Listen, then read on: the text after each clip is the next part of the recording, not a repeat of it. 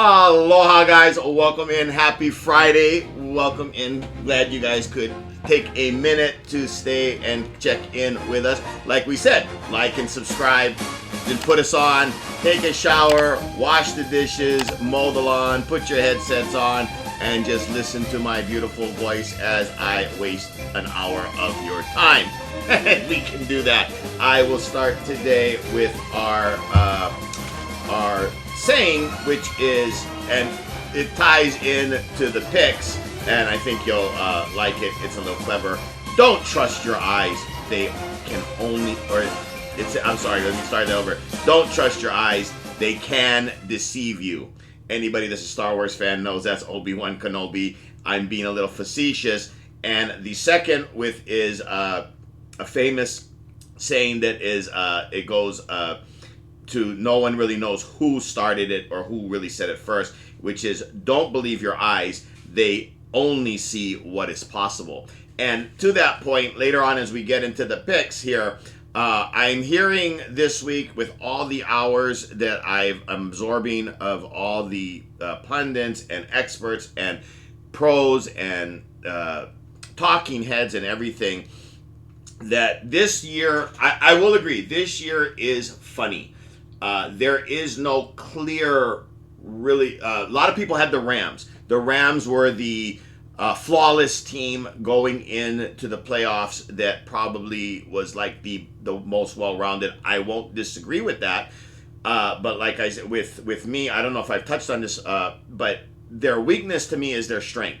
In Stafford, if he gets nailed from the blind side, by somebody like a Micah Parsons coming in at full speed and nice legal, just pro football hit, bent backwards and in half, ball comes loose and it's, again, with his back issue, it's done, it's over. Are we rooting for that? No, we want every team's best to make it entertaining, and we want the iron to sharpen iron and the steel to sharpen steel. We want the best matchups and the greatest games possible.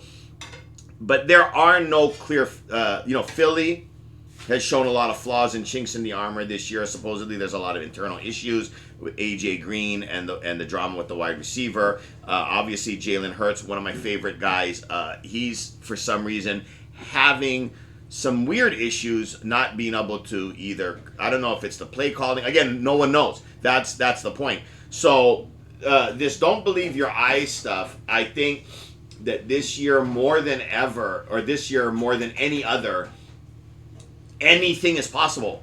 And so on any given Sunday, this truly is, and this may be what the commissioner wanted all along with the parity, because I could see, Denver going out this weekend to the Raiders, and I could see a path where they lay another egg against the Raiders like they did on that Thursday night, 10-7. I could see them going and blowing the Raiders out 29-6. You can see both paths are possible as a game unfolds. You could see that everybody talking about Darnold and how easy he is to rattle. Get to Sam Darnold, and not so many. The interceptions are bad, but the defenses have to be pretty good, like Minnesota's or the Rams. Otherwise, the lower tier teams, like say Washington Commanders, not an issue. But get to Darnold, and like you can strip sack fumble him, and as what Tennessee did. And that's how they kind of got the backdoor cover, that with the punt and the special teams with the punt return. But last week, everybody keeps talking about how Minnesota was going to go in to take the lead when the Seahawks were up 3-0. Well, but that's all part of it. The defense playing lights out is part of the equation. And the interception that went the other way for a pick six, I get it. That's a 14-point swing. But that's the way the Seahawks play. So, again, is it that the Seahawks aren't as good as their record, or is it that that's just a component of their game? I would argue that, again, you could see it both ways. I personally, as a fan, I'm arguing that the defense plays the way they play, So McDonald and Darnold have a game plan that they go in, that they don't have to do certain things, and at certain things they may be a little conservative, or they may play obvious type scenarios because they're going to rely on that fantastic defense.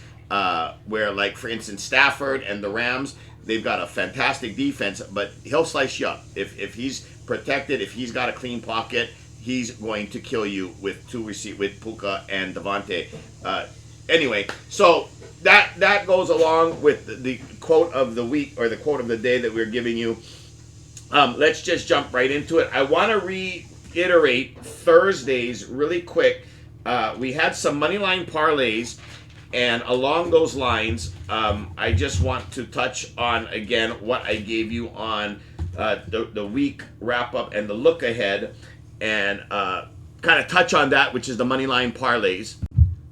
Sorry, I had to run and grab my book. I had it in my other book. Okay, so Thursday, we basically gave you guys like 3 different combos of money line parlays. Again, these weren't our picks. We said $5, coffee money, lunch money, $5, $10 for fun. But we do see a path to it hitting. And if these hit, that, you know, a 4-teamer turns into a 5-teamer with the Chargers on Monday night, or take Philly. I'll jump ahead to this. On Monday night, we like Philly. We're leaning Philly. It's not one of our official picks.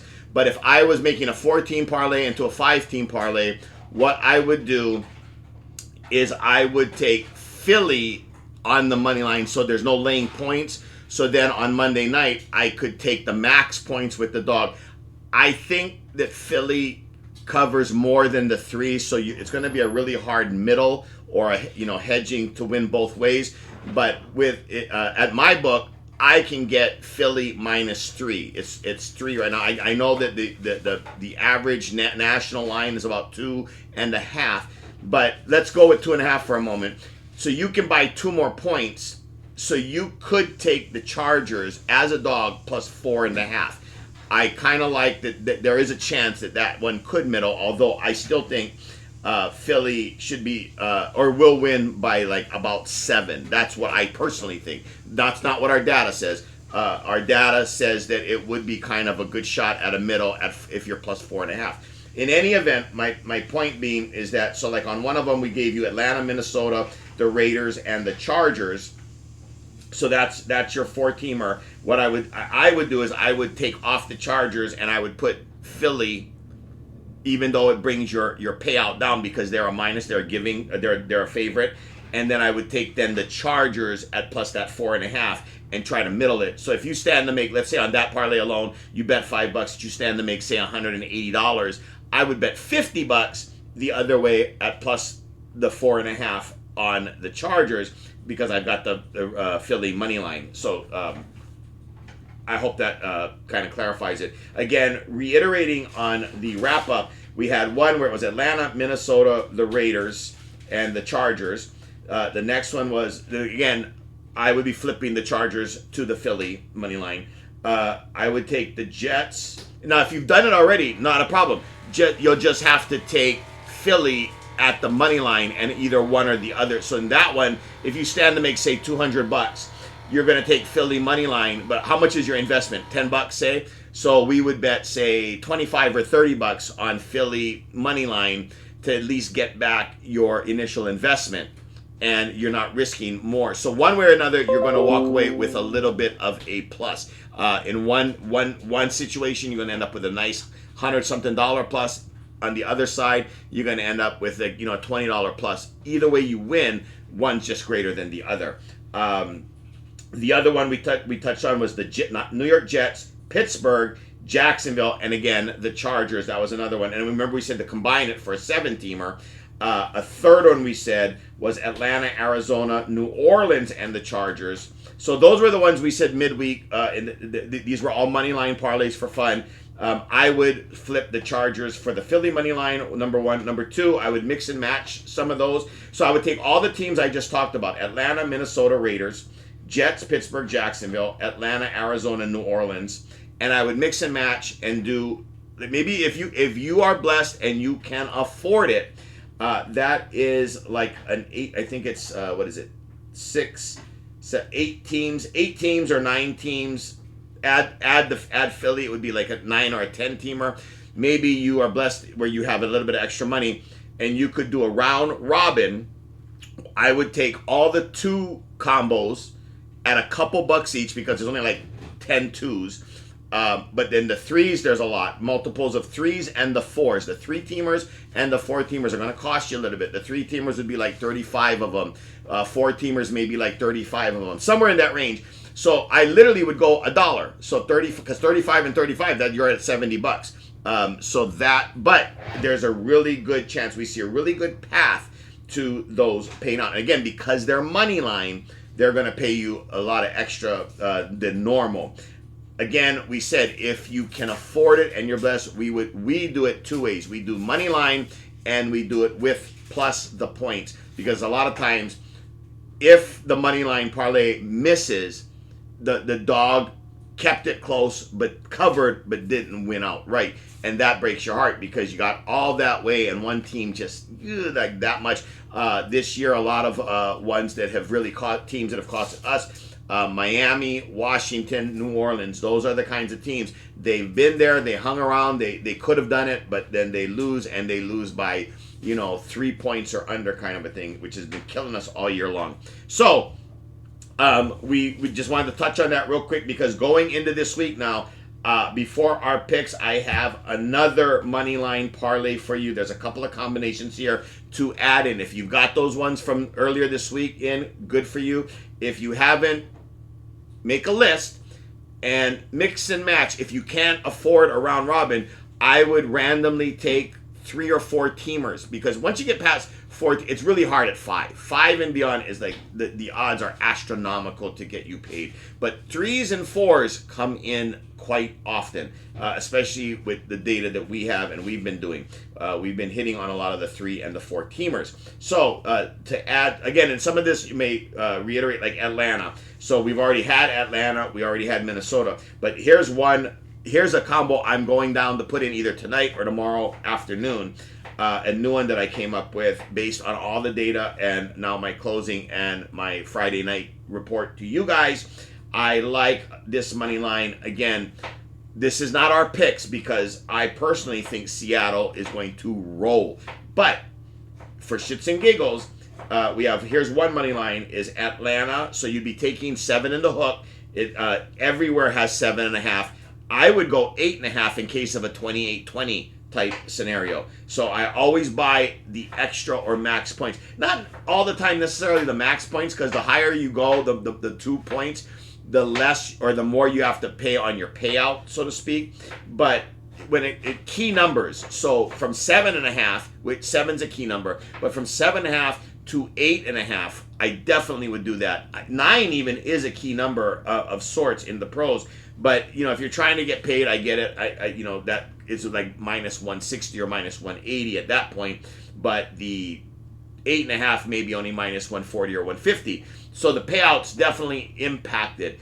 I've preached from day one. I'll take a less payout every day of the week, but get paid out, versus look at it. Oh well, I could have gotten an extra $100 here or $10 there.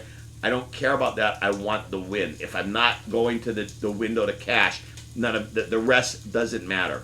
So I get the argument, the house edge, the house payout, what you're paying the house, the long run and all that. The long run is simply this: if you're going to the window every week, long run or not, and you giving the house a slight edge on the payoffs and payouts or not, if you're going to the window weekly, everything else doesn't matter. I'm winning, and that's all that matters. So this week, going into our weekend report, one money line parlay I love is Atlanta, Minnesota, the LA Raiders, the New York Jets, Jacksonville Jaguars, and then again, like I said, now on this one, I would take maybe the Chargers plus the points. So all the teams are money line, but the Chargers are plus points, because on Monday night, if it's alive, I'm going to go and bet half the other way on Philly money line. I think Philly can win the game outright,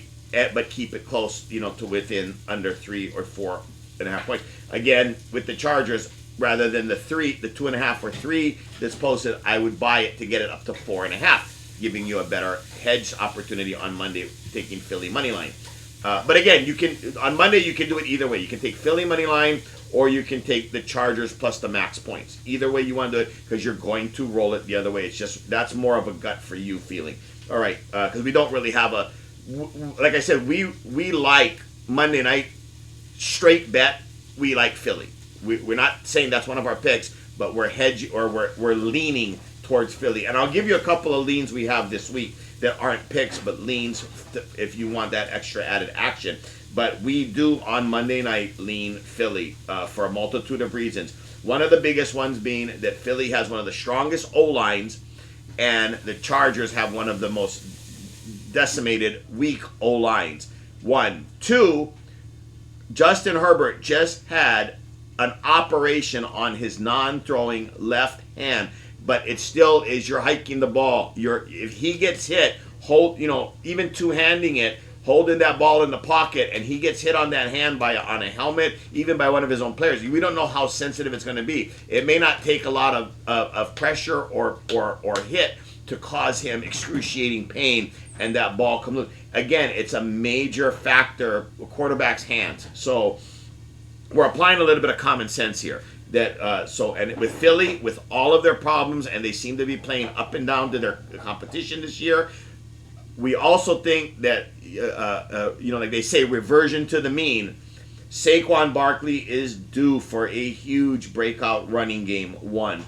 2, Jalen Hurts is due for a huge breakout game where he has, throws for the high 2s because he doesn't really throw over 300. But A.J. Brown going for a big one. Goddard going for 10 receptions and 110-yard. They just have not had that game. And this late in the season, our feeling is that if the organization is going to dial in and say, okay, we're making this playoff run again, we want back-to-back Super Bowls, and that mentality, this is kind of the game. National spotlight, Monday Night Football against a playoff-worthy team in the Chargers and a good coach in Harbaugh. This is kind of their get right game, their get right moment. If they lose this game outright, especially with Dallas losing on Thursday night, and they don't create that space and that distance and kind of lock down the NFC East, they're probably not going to get the 1 seed. They're probably out of contention for that. Not mathematically, but realistically.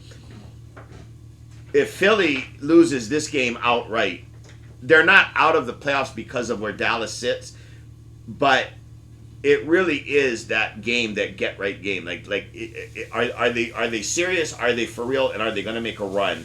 This is kind of the game to put it all together and show themselves and their fan base, yes, we're back and we're legit. Or it's like, no, we won one last year. We're kind of throwing the towel this year.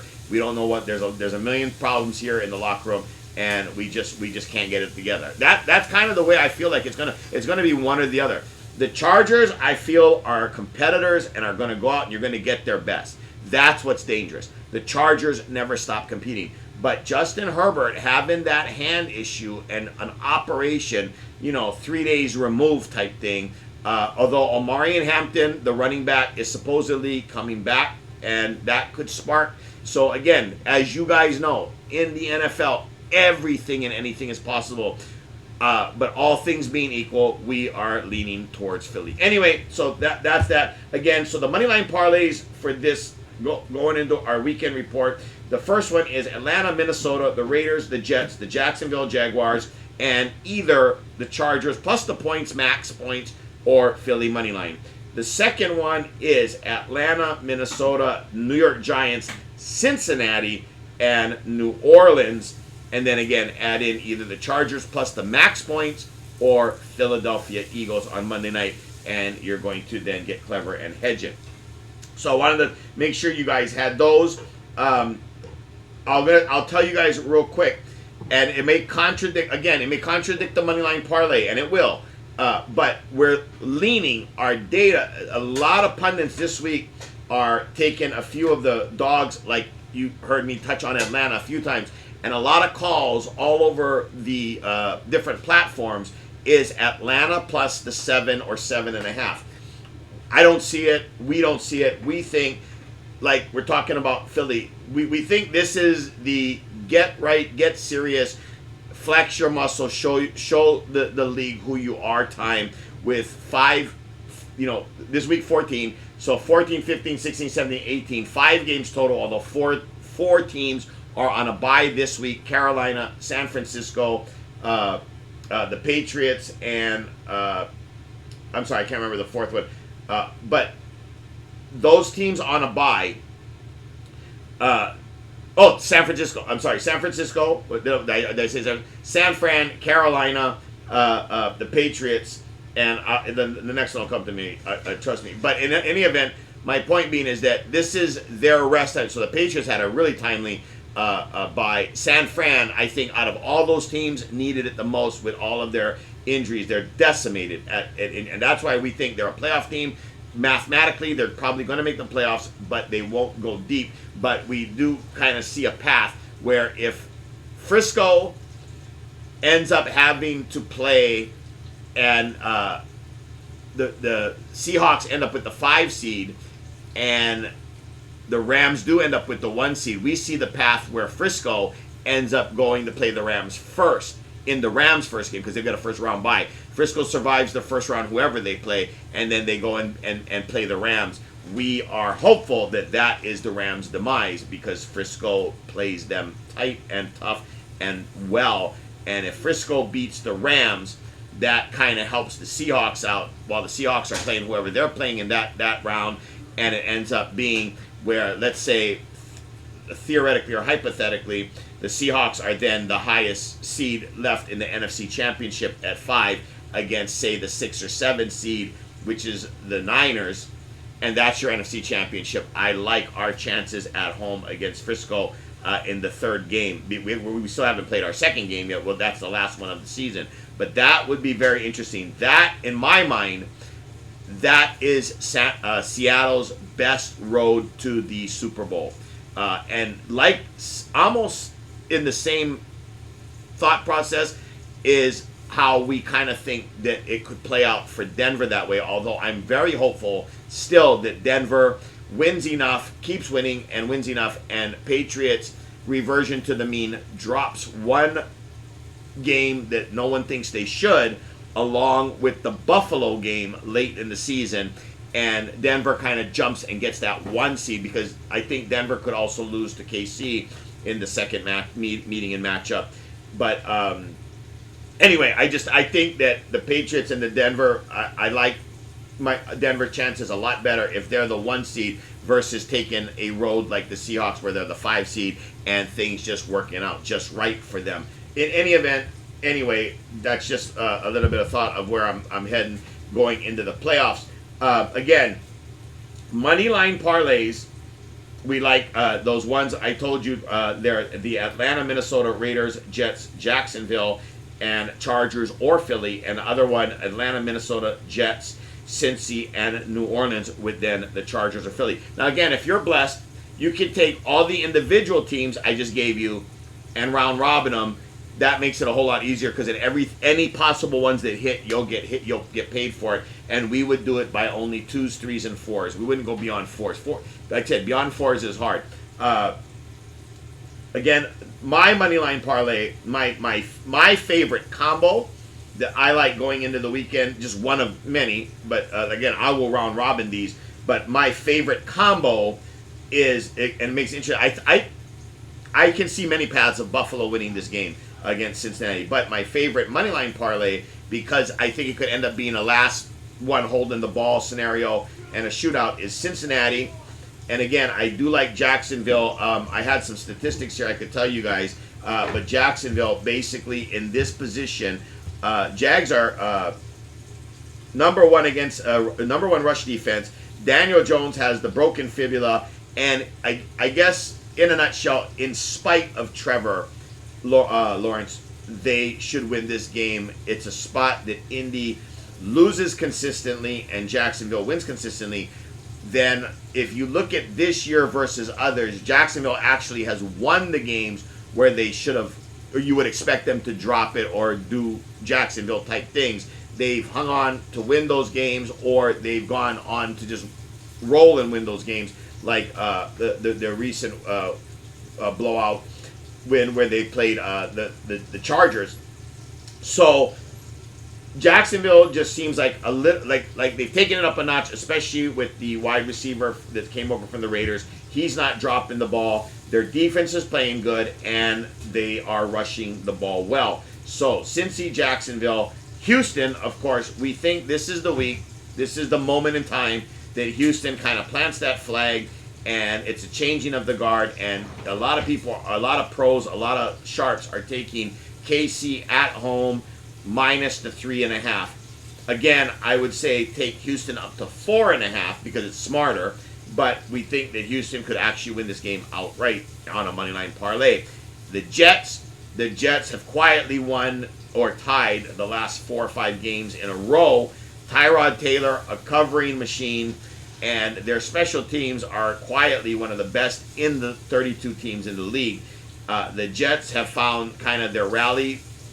They're rallying around each other. We think that the locker room has some hope.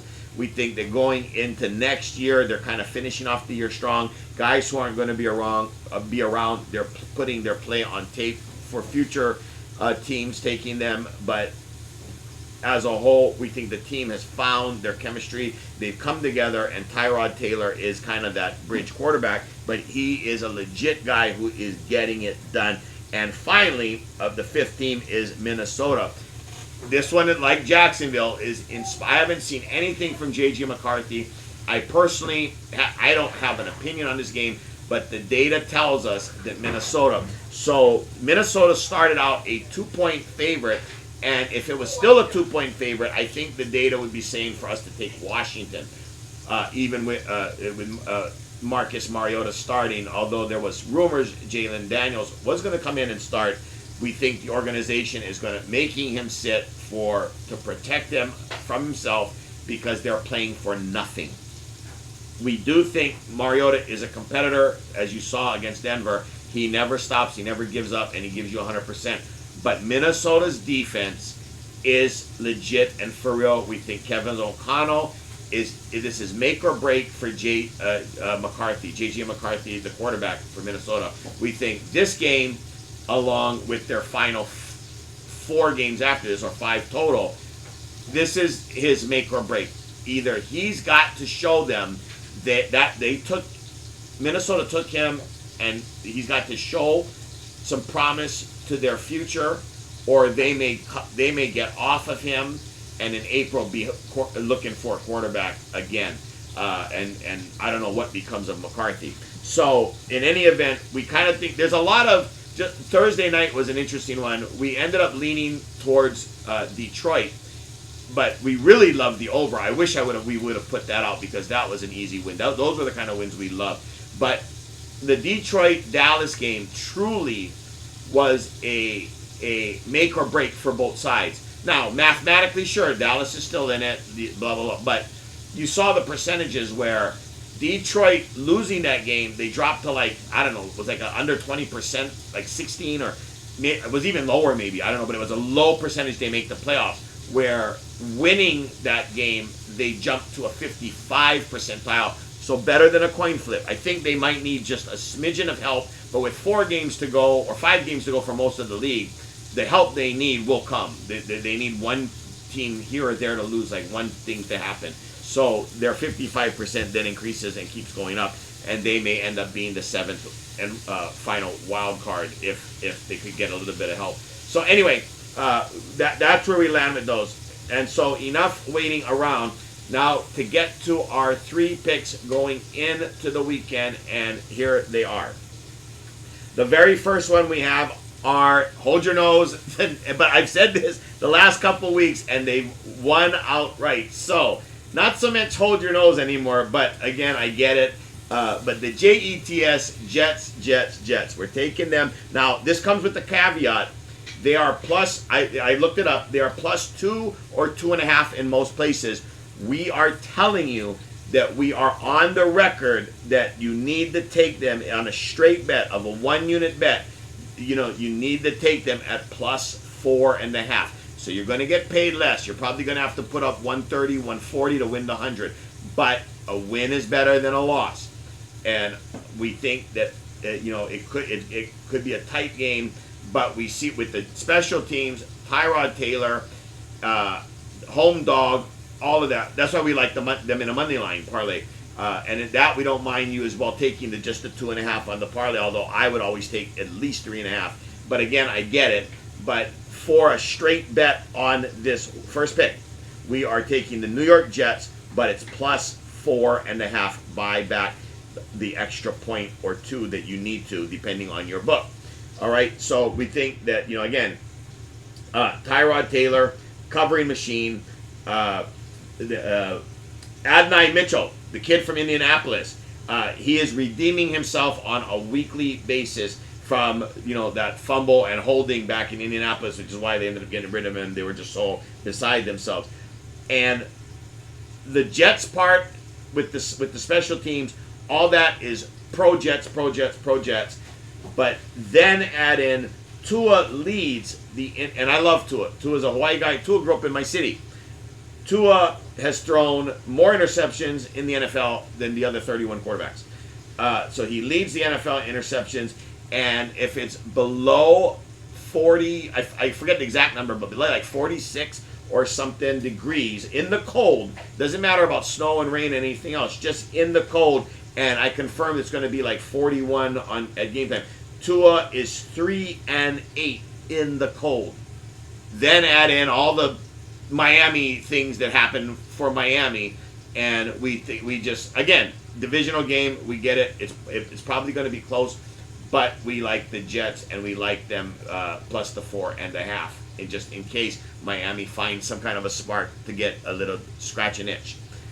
Second game, and the another dog. We have 2 dogs for you out of the 3 picks. Here is going to be the Houston Texans, again like the Jets, at plus 4.5. We know I just checked it. The line is 3.5.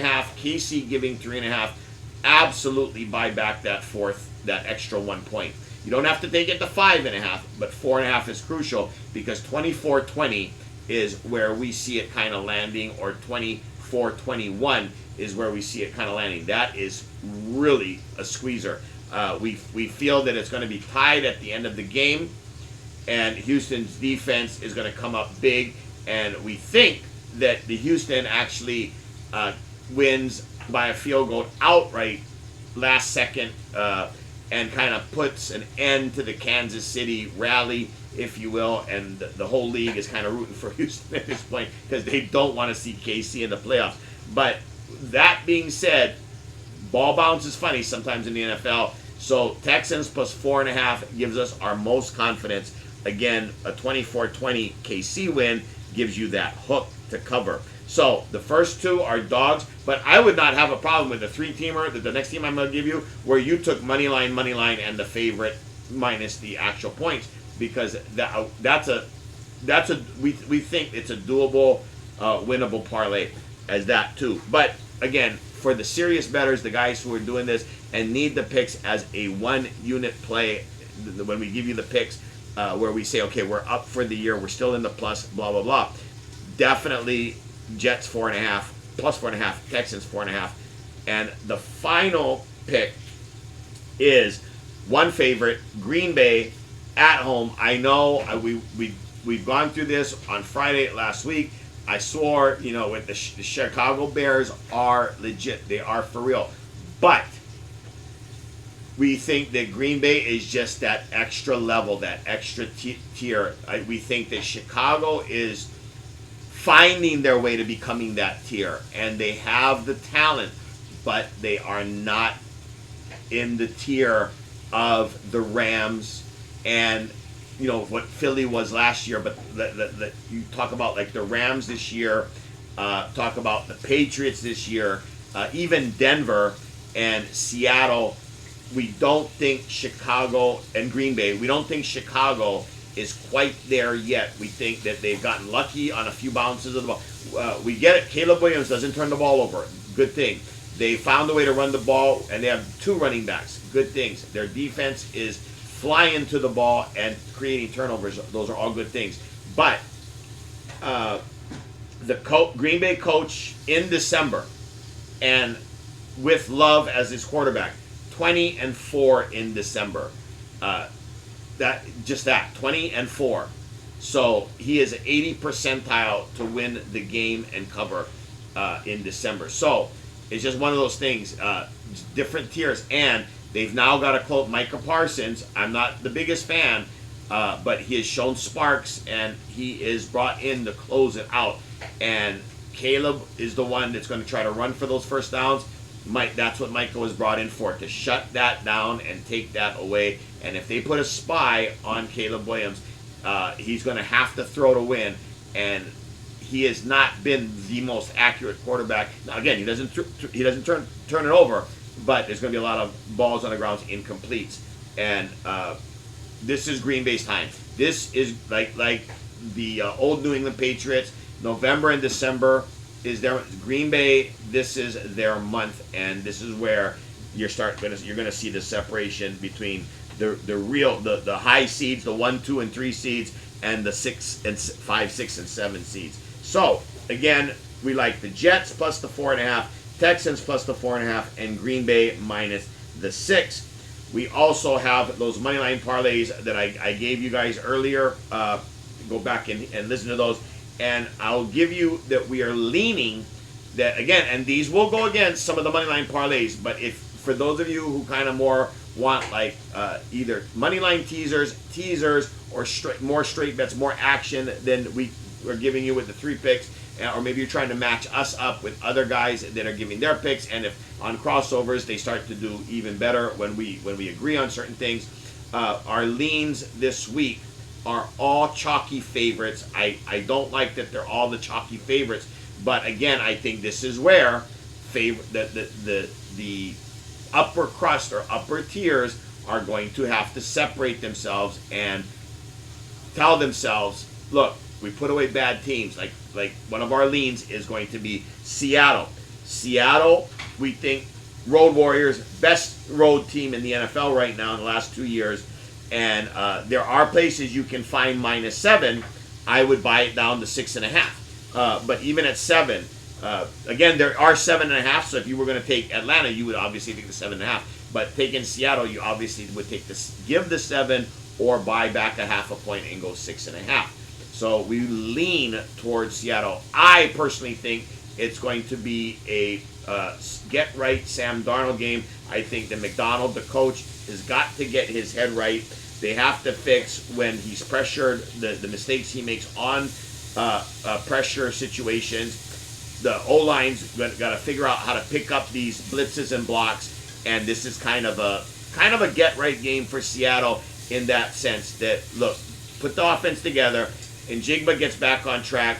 He's trying to go for the Triple Crown and at least an over 2,000 yard record. So we see this a big Darnold and Jigba game. We see it being a 21-point type scenario if they get rolling and if they're working out their issues. And again, on the other side, Kirk Cousins, love the guy, love his attitude, but he's pretty old there, and he hasn't shown much since he's come back. They've been feisty. They've been hanging around, but they've got no London. Their main alpha 1 wide receiver is out. Seattle does play the run well. Bijan Robinson might be one of the top 3 backs in the league, but Seattle does play the run well. Again, they play well on the road. I personally don't see it. I don't see the Atlanta 7.5. I like Seattle at -7 or -6.5. Okay, our lean on the next one, like Seattle, same exact explanations. Baltimore. I know the trends, but this year the trends are out the window, because if you think about I've heard all the Tomlin trends in this matchup, Baltimore versus Pittsburgh. The dog is always wins 80% of the time. If they're a dog of more than 3 points, so 3.5, and here we got 6 or 6.5. That it jumps up to an 80 or 90 percentile, and Tomlin this and Tomlin that. And I'm a big fan of Mike Tomlin. But if you went with a lot of the Detroit off a loss trends this year, Pittsburgh off a loss trend this year, Buffalo some of their trends, you would be taking losses left and right this year. The trends have gone out the window. We think that the caveat to this game, Lamar Jackson must play. We've heard some rumblings that he was questionable. He may not play. We don't think that's the case. We think there's some gamesmanship going on. We think that Lamar, there is something going on with him, though, injury-wise. But even an 80% Lamar is better than what Pittsburgh has on their side of the quarterback. We just don't see where Baltimore loses this game. Or put it like this is kind of the way we look at it. And again, I understand we have Pittsburgh on one of the money line parlays.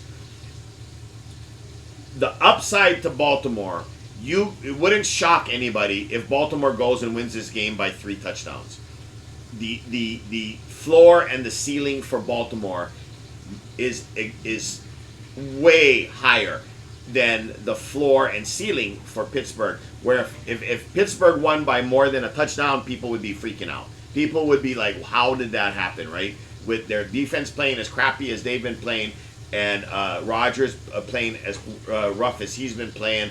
DK hasn't seen the ball hardly at all. They haven't been able to run the ball, and the defense, with all that money spent, there's talk about Tomlin looking for a job next year. So we see a lot more upside for Baltimore and a lot more downside for Pittsburgh. So that's where we come up with the lean on Baltimore. Along those lines, the quote at the beginning is where that quote comes in, as our next lean is Denver. Look, I get it. Bo Nix has not amazed some of you and has not been a standout. Again, I go back to year one. He was statistically better than the kid, Jaden Daniels, there in Washington. And yet he was the belle of the ball, as it were. But Bo Nix played lights out last year. There's been a little bit of a regression. We think that it's more kind of he doesn't want to make mistakes, or Peyton is holding him back. But in any event, it's kind of a coaching leash, if you will, on Bo Nix more than a lack of talent. Because we've seen him make some of the throws, and we've seen him lights out in the moments he needed to rise up and be lights out. So we just think that second time around, we think that public bias is, oh my God, Denver barely beat the Raiders on Thursday night 10-7 a couple weeks ago. Short week, Thursday night, divisional game, and I get it was in Denver, but Denver is, their defense is one of the top. Pat Surtain is back, so that takes away half the field. Geno Smith is a interception throwing machine. Again, upside downside, like the Baltimore-Pittsburgh explanation. It wouldn't surprise me, or wouldn't surprise anyone, if Denver goes out and rolls 28-7 or 28-10 or 35-10. No one would. It wouldn't surprise anybody. It would surprise people if Las Vegas Raiders won this game outright, and it would. A lot of pundits would love it because they've been, looking for a reason that Denver doesn't make the playoffs. But all Denver's kept doing is winning. They've just been winning the close ones. And like Colin Cowherd says, I would argue that they learn to win when it counts. And anybody can win or close out a game. It's easy when you're blowing out a team by 21 points or more. It's the tough ones like Washington the other night versus Denver, where it came down to a 2-point conversion and the defense stepped up and shut that down. That is championship football, we think. And so the leans in Seattle, Baltimore, and Denver. And if you look at 2 of the 3 of these teams, they have in common defense. And Baltimore, although they're not statistically there with Seattle and Denver in defense, Baltimore at home and against Pittsburgh, their defense plays like a top 3 defense. So kind of a common theme here. Another lean we have is Tampa Bay. It's a huge number, so a lot of the pros and a lot of public even are 8.5 is that's 2 touchdowns basically, right? Or that's a touchdown and a field goal.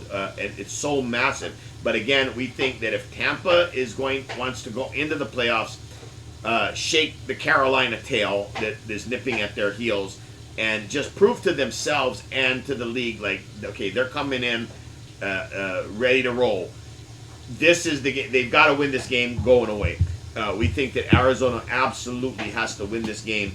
I'm sorry, Arizona. Tampa Bay has to win this game going away. If they can't win this game by the 8.5, or comfortably, they internally, I think that they're going to think that they've got a lot of issues and there's going to be a lot of questions asked. And so with Tampa Bay, New Orleans is just they're not quite the dumpster fire that the Raiders are, but Suge is not. I don't think their answer, right? And their defense has given up a lot of yardage and points the last few weeks. We just think that at the very least, we think Tampa Bay is going to win by 10. And the bottom line is 8.5 is not 10. So that's our lean on Tampa Bay. And our final lean is actually, I mentioned it earlier when we were talking about the Chargers, is Monday night. We like Philly minus the 2, or minus the, where I'm at, it's minus 2, so you can get it down to even, like just take Philly money line.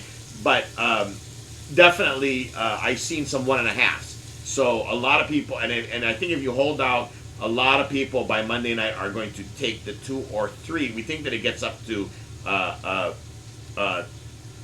3, then a lot of people will come in quickly on the Chargers and take that 3. But slowly, quietly, it's going up with some of the sharp money there. So we like Philly.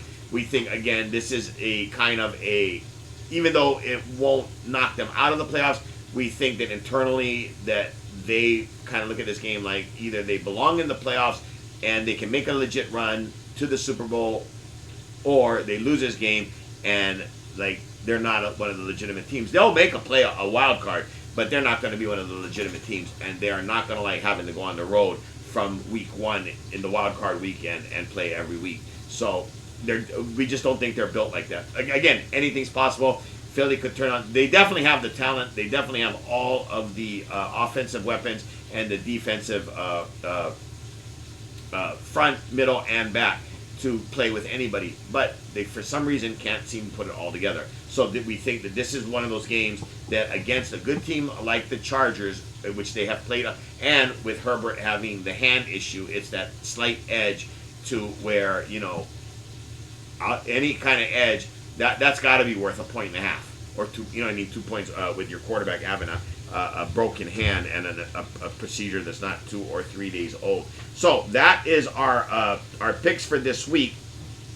We definitely love our 2 dogs. So the Jets and the Texans. We talked about take it at 4.5 on both, right? Build it to 4.5 on both on your individual bets. But I would not hate a parlay where we're doing moneyline Jets, moneyline Texans, and taking Green Bay minus whatever the 6 or 6.5 that you have as a 3-teamer. And then, of course, remember I told you, always add that 4th team for a greater payout. We would then add Philly moneyline, and I might even just let that one run. I wouldn't even bother to take the Chargers on Monday night plus the 4.5 to try to middle it. But in any event, the smart play is to do that. But going back to our 3 picks this week, the Jets, the Texans, and Green Bay, we love these 3 picks. We think that they are all going to come home for you. We haven't had a 3-0 or 5-0 in a while. A few weeks back we had the 5-0, but we've been either 2-3 or 3-2 or 2-2 and all that since. Although we did hit our 3-0 money line parlay on Thursday, Thanksgiving weekend, which was kind of nice. We looking for a get back on track and start you off. 3-0 weekend this weekend will get us rolling into the final 4 weeks and the playoffs, where I'm telling you guys, we will shine for you. All right, so thank you again, guys, and mahalo and aloha for checking back in. Like I said, let it run, do your dishes, do your laundry, mow your lawn, whatever. Happy holidays. Be the last to wish you again a happy Thanksgiving, and going into December, a happy holidays. We'll be here for you guys the whole month of December and January, where we'll get you guys all of the hard work and picks that we get for you guys. Oh, real quick, I'm sorry. Oh gosh, I have my book over here. I almost forgot. Oh, thank goodness. All right, I actually have for you guys a couple of leans, bonuses on overs and unders. Again, these aren't official picks, but the data shows it. And so we wanted to throw these out to you guys. Do with them what you want. But the Vegas Raiders Denver under 40.5, and the Texas and Kansas City under 42.5 are a couple of really, really good, we think, good picks. Again, Denver Raiders under 40.5, and again, buy up as many points as you can, or maybe tease it. Houston Texans, and Kansas City Chiefs under 42.5. Two more picks on totals, and there is whether you are at the Hard Rock, FanDuel, DraftKings, I use BetMGM, etc., etc. These kiosks or online will have bets like so. There's a couple of interesting propositions, if you will, where you can bet $5 and win 500. But if you're blessed, you can bet 100 and win 10,000. And that pick this week there's two games that we like, these basically 100-to-1 bets, which are Denver and the Raiders not getting to 10 points total. We could see this game being 9-3. It could turn out that way, right? Like, or 9-0. Like really, it really could. So there's three matchups we love, and again, it's $5. You're getting 100-to-1. If you live a blessed life, $100 where that's like lunch money for you.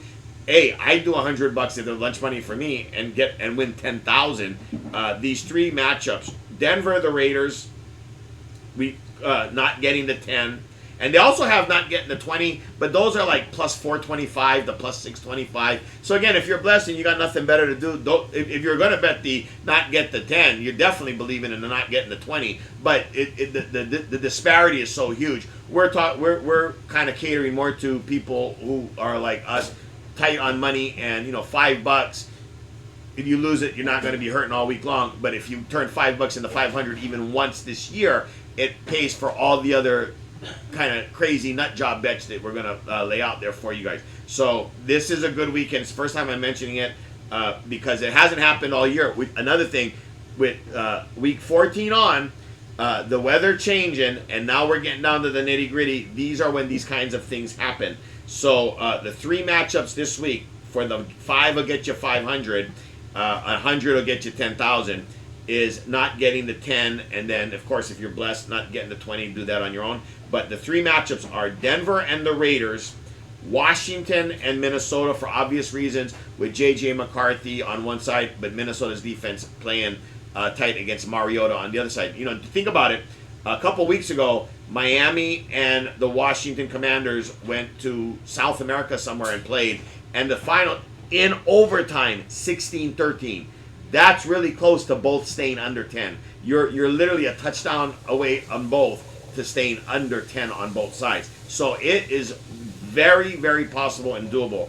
And so Denver and the Raiders, Washington and Minnesota, and the one we love the most, and you guys obviously have already gotten there way ahead of me, is Cleveland and Tennessee. Because we think Cleveland, who in the hell is Cleveland to be giving more than a field goal anywhere? We think that if Cleveland covers this spread, it's in spite of Shedeur Sanders. There was a pundit that I follow that pointed out that if you had a quarterback that took a snap of the ball and downed it, like when you're trying to clock, stop the clock, and you took a hike and downed it for the whole game, that quarterback's rating would be higher than Shedeur Sanders. Again, Shedeur hits the guy that's wide open. If the defense falls asleep, then he can, like anyone else can, he can hit the wide open guy. But Tennessee, we think, is going to play for some pride. Cleveland, obviously, is going to be having their defense on showcase, and Myles Garrett's going to be going for some sacks here and the record. So Cam Ward's going to have a long day. But that's where we think Cleveland will hold Tennessee to 0 or 3 or 6 points, and Cleveland could maybe score two field goals or a field goal and a touchdown. Now, again, a field goal and a touchdown gets you to 10, but the kicker in the weather could always miss the extra point, or they could, decide to get a little bit creative because they're not going anywhere. They're not going to be in the playoffs. Maybe they work on their 2-point conversions and fail. So in any case, we see a bunch of ways this game could end up that both sides do not score 10, and it's absolutely worth the $5 bet for the $500 return, or again, if you're blessed, the $100 bet for the $10,000 return, because that's a vacation for most people. So anyway, I'm glad I caught that before we checked out today. So again, reiterate our picks here. We got the Jets plus 4.5, Texans plus 4.5, and Green Bay minus 6 or 6.5. Either way, we don't think it's going to be that close. All your money line parlays, take all the teams, mix and matches them. If you got enough to cover, do a round robin. Do them by 2s, 3s, and 4s at the most. If you can only do 2 of those, we would do the 2s and the 3s rather than the 3s and the 4s, because a lot of your 2s will come home or hit. At least it'll get you back your investment or your money. But again, those are the ones. And again, don't forget Raiders, Denver under 40.5, and Texans and the Chiefs under 42.5 are a couple of bonus over unders, and our leans with the favorites, all the favorites, the chalky favorites. I get it. I know you guys don't like chalky favorites. Most of the time, neither do we.